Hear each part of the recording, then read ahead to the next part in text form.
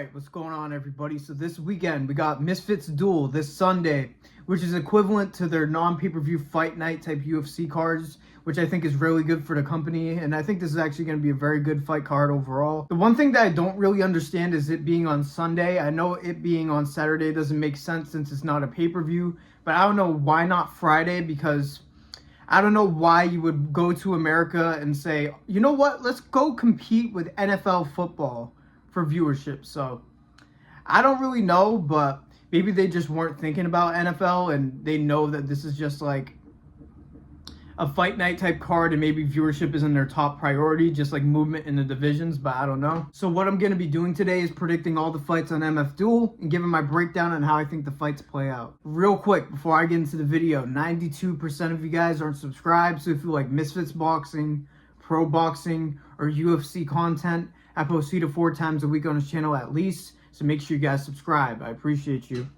First fight that I'm going to be talking about, Argentinian King versus Small Spartan J. Now, this has been waiting to happen for a very long time. I'm finally glad that this fight is happening so the division can have some movement.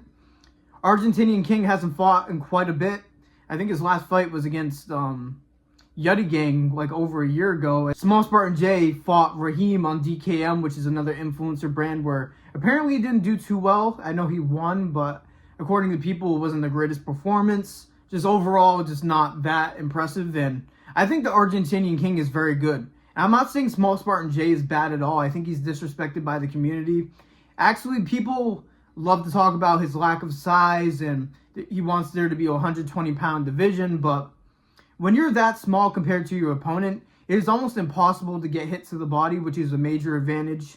If they go to the body, it opens them up quite a bit. And I know Argentinian King isn't a giant either. This is coming from somebody 5'4" myself, but the short kings are about to brawl, and Small Spartan J has a good ability of getting his head off center, ducking and going to the body, going upstairs, which is very good when you're a smaller boxer. Also, you are quicker to get inside. So that could be a strategy in this fight, not give Argentinian King any space, because when you start to have him work with space, he can really step into a straight right hand where he is very, very powerful and gave Yuddy Gang some problems. And Yuddy Gang beats a good amount of this division stylistically. He beat Cray Cray a fight.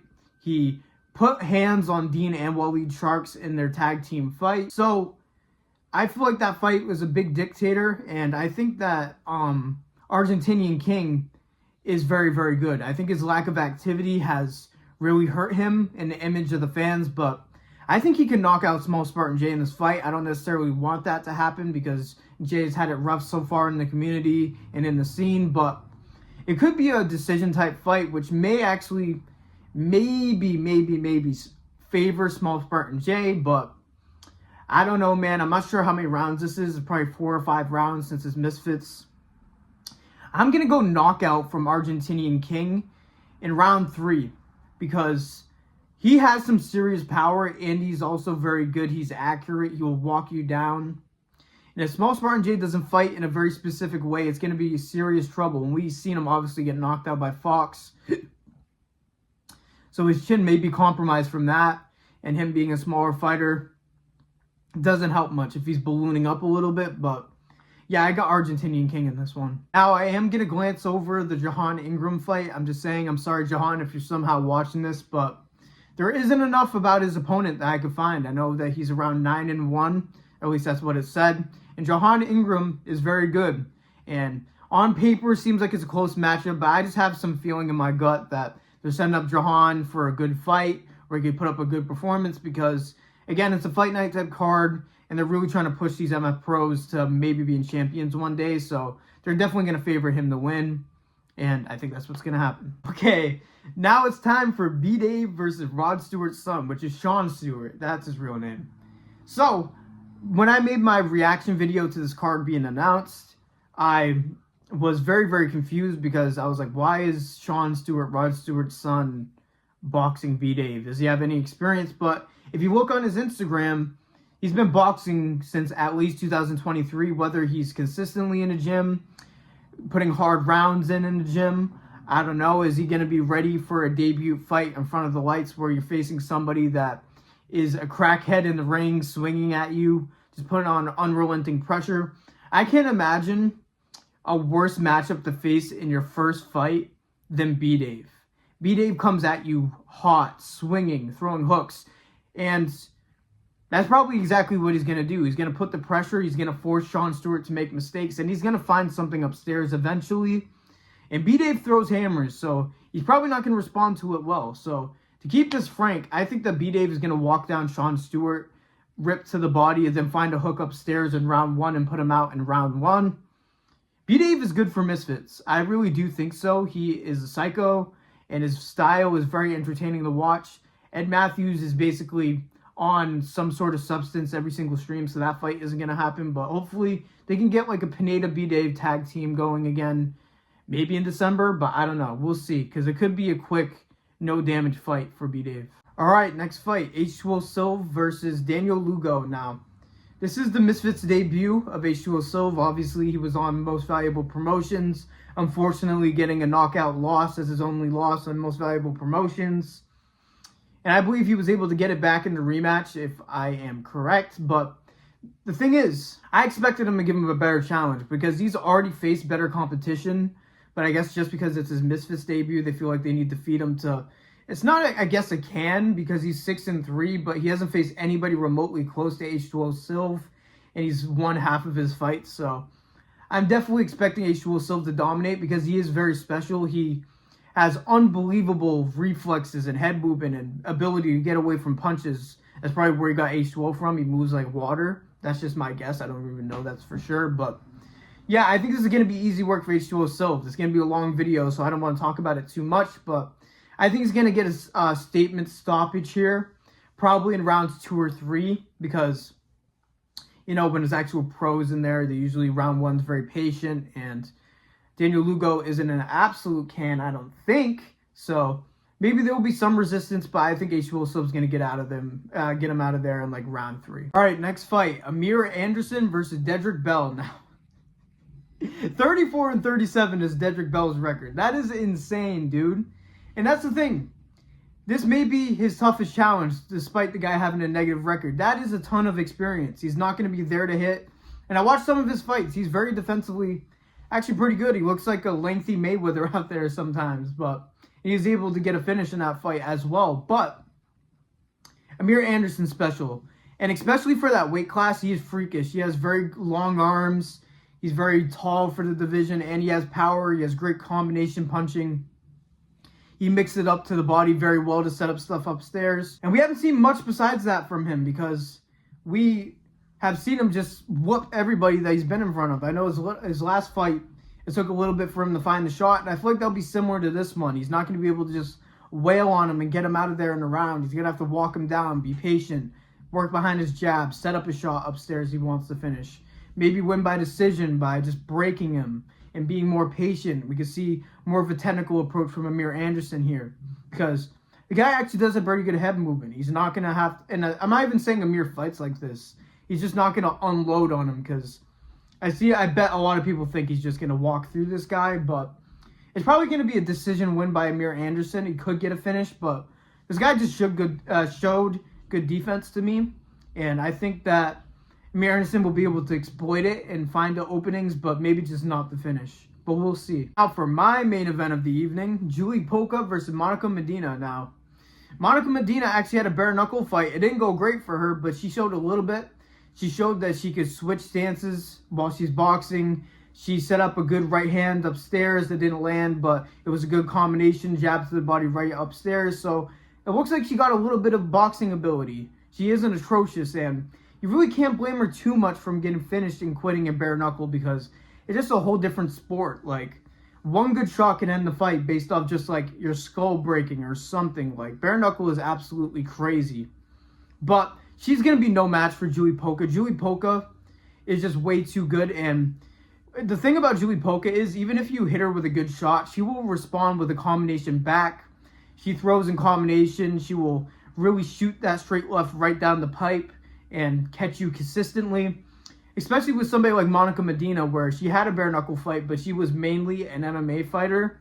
So somebody like Julie Polka will give her real problems, even if she does brawl with Julie Polka. Julie Polka is going to outland her and just outbox her, and The Elle Brook fight was a great example to show Julie Polka's warrior spirit. Is why it's very attractive, by the way. I'm just saying, like, going into war like that, just woo, she's a full package. That's all I gotta say. But I got sidetracked again. I always get sidetracked talking about Julie, but she just shown insane ability in that Elle Brook fight, and she has improved a lot since then. Especially her movement. She'll be able to circle around the ring and set up her shots a lot better. And really have Monica Medina run into something. Julie Polka could be the forward aggressor in this fight, but I can imagine her being on her back foot, just shooting that straight left down the pipe, coming over with that lead right hook to really finish that straight left hook through. She could implement body work, because that's one thing about Julie Polka. We really see her head hunt. I want to see her work the body, rip upstairs, just circle around. But I think we're going to see all of that from her. I think this is going to be a very good dominant performance from Julie Polka.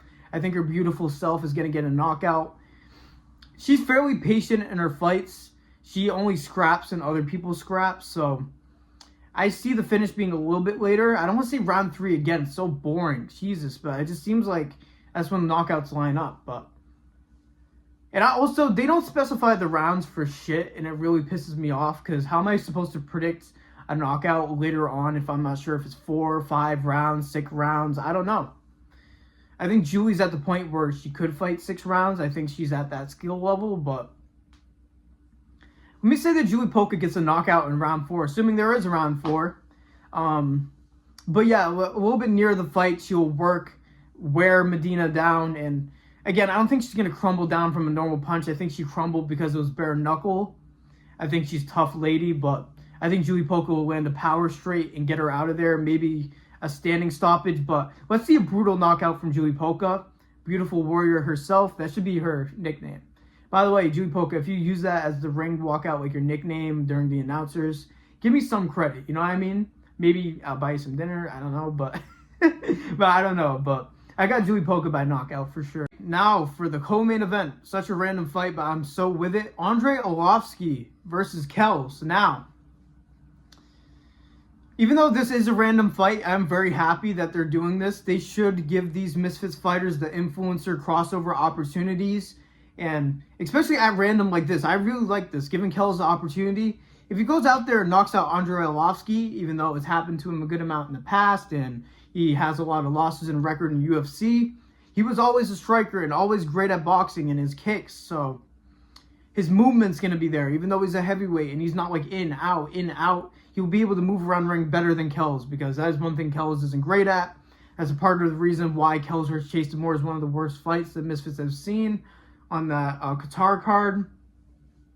But I don't think this is going to go great for Kells. I think it could, because Andrei Arlovski has taken a lot of damage, and Kells has a very dangerous straight right hand that put Big Tobes away after Kells got dropped. Kells showed some heart in that fight. But even though it's MMA experience, I think that it will outweigh Kells' experience 1,000,000%, unless he's improved a great amount. But I don't know. I don't think Andrei Arlovski will go out there and finish him, but I think he will go in there and box him and beat him by decision. I could be very wrong, because Andrei Arlovski has a lot of knockouts in his career as well. He has a very sneaky uppercut. He has a nice straight right hand. He will pin you up against the cage or the ropes and cross that straight right hand right across your chin. And Kells has shown good recovery, and maybe he hits. It's such a funny comparison to make. Maybe Andrei Arlovski hits better than Big Topes. I don't know, but I got Andrei Arlovski by decision. I really hope Kells wins. There's nothing against Andrei Arlovski, but that would be great for him in the scene. It is very obvious that Misfits is going into a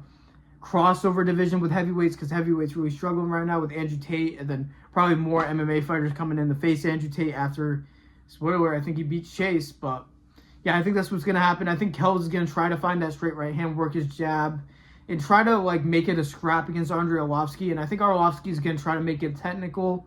So whoever wins that exchange is what's going to happen. I think that Arlovski's going to be able to move out of the way of Kells' punches, land his own, and not like fight a dumb fight. I think he's going to try to fight smart in there, fight technical. But we'll see. Maybe Kells gets a knockout, but my gut is saying Andrei Arlovski by decision. But maybe Kells can come out and put a good performance on, and this is like a war or something. That's best case scenario. I had to change the angle because there was a light beaming on me, and I am not Jesus, no matter how much I look like him. But main event, Foxy G versus Lil Cray Cray. Now, I might be crazy for thinking that Fox G is going to win this one. There is a thought in the back of my head where like, he just might lose by decision though. He just might get outboxed because Lil Cray Cray is so quick and he's not going to be as easy to hit as Waleed. He is so good with his footwork. He just sidesteps and he's just gone. He's just gone. Then you got to rotate and then gone. You have to rotate. It's very frustrating to fight. And that is why he is so good, especially on a technical level. He doesn't have that crazy power, which I think is a major strength for Fox in this fight. I think he'll be able to implement a game plan where he isn't scared of Lil Cray Cray's power. He's able to walk forward, but he's going to have to be very strategic and cut off the ring. And we're really going to see where Fox's footwork was because he's shown he's able to circle very well against Waleed and set up perfect angles for shots and also implement that brawling style where he just absolutely unloads combinations. But it's going to be very hard to find those openings against Lil Cray Cray because he's going to be constantly moving. He's going to be shooting a 1-2 before he even can react to it because we have somebody like Joey Knight that has great head movement and movement as well, and he was getting tagged up like at ease by Lil Cray Cray. If that fight, as dominant as it was, it showed that Lil Cray Cray is very, very good. But I just have faith in Fox. Like, I'm even fine if I'm surprised a YouTuber that's actually fine with his predictions getting wrong and not going to rage about it. But just the improvement I've seen from Fox, he just has the physical attributes, the length, the power, the ability to like. The one thing that really hones in that I think this fight will be close is the fact that he was able to circle as good as he did against Waleed. And Waleed was never comfortable on his feet throughout the entire fight. And that's something that Lil Cray Cray does in his fight. So it will be a bit of a switch up for Fox. And we're going to have to see how he adjusts. And this is a great example for where he's at in the scene. And it's maybe hypocritical, but I think Dean may lose to both of them. Genuinely, I think that the opportunity to Fox to get hurt by Dean is definitely there because how he fights, but I think Cray Cray beats Dean, and then Fox versus Dean is one of the best fights they can make right now, which is obviously what they're gonna do if Fox beats Cray Cray. Now, Cray Cray's hand speed, man, he just really can tear you up, and that's gonna be the main problem for Fox if he's able to get away from it. He's able to block these shots, see them coming. If Fox G isn't able to catch Lil Cray Cray the entire fight and Cray Cray is just moving, it's going to be very, very bad. But I think Fox is going to overwhelm Lil Cray Cray because I think his strategy is going to be very pressure reliant. But he's not going to have to just swing and brawl in there. That wouldn't be smart either, even though I don't think he'll get counter KO'd. I think he'd get pieced up significantly if he goes in there reckless, but he's going to have to implement the recklessness a bit with his technicalness like he did in the Waleed fight, but he's going to have to cut off the ring way, way more. And I think he's going to be able to do it. I think it could be a fight where the early rounds, like the first few, Fox wins, and then Cray Cray starts getting it at the end of the fight. It could be a draw. Somebody in the community made a very good point that it could be a draw for this fight, but I think that Fox will win enough of the early rounds where Cray Cray is going to be in a situation where he needs to get the finish. He's just not able to. So I got Fox to G by decision because I think that he can knock out Lil Cray Cray. I just think the way that Cray Cray is going to fight, that I don't think it's going to be there for him. So I think Fox is going to be working his jab, trying to move, work his jab, try to push him into the corner, work body hooks, try to work with him, try not to overexert himself to be able to technically box with Lil Cray Cray with also putting it on him. So I got Fox to G by decision. I know a lot of people probably disagree with that. They'll probably think that I'm biased because Fox G has shown love to the channel, but I have real confidence in his coaching. I think Coach Saul is a great coach. His improvement has just been incredible. I've heard his dedication is just great. And Lil Cray Cray has been boxing since he's like a child, so it may be one of those things, but I got Fox by decision. I'm gonna ride out with Fox, and if he were to if he can knock out Lil Cray Cray, can you imagine how much his stock goes up in Misfits? I know that Cray Cray isn't the most known in the scene, but if he can knock out Cray Cray, watch out Dean. That's all I'm saying. And Fox is just going to be a superstar. I already think he's a star for this company, but if he were to knock out Lil Cray Cray, that would bring him to the next level. So those are my predictions for MF Duel. If you guys disagree with any of my takes, please let me know in the comments. I'm never offended by it.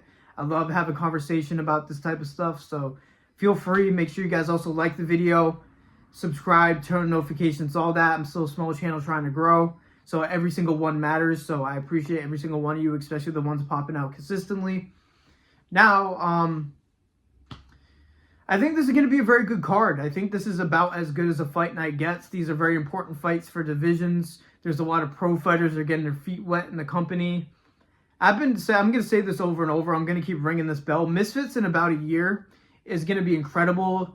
There's questions about the long term with like the zone and everything. I know that the Misfits Mania is somehow not on the zone. I'll see what they do about that, but I think this year will really secure their long-term longevity. People like Fox and all of them making a name for themselves. And these fight nights, man, they're huge. They should have more of these non-pay-per-view events because that's how you really get fans. Like, oh, this is what we get for free. And then, oh, this event is way better. Oh, I know this guy from that free fight night or Duel card. I want to go see that pay-per-view. Like, this is just great for the company. And this is a great way for, they can have more events a year because I know they wanted to cut down on it, but they've really cut down on it this year. Probably a bit too much. So if they have more cards like this and then a handful of pay-per-views that are big, like Misfits Mania, this company is going to be in a very good spot very soon. Even though it was a dark age like a couple months ago, I think it's going to end up being fine. Let me know if you guys agree. But that's all I had for you guys today. Thank you guys for listening to me yap like usual. God bless every single one of you. And peace out.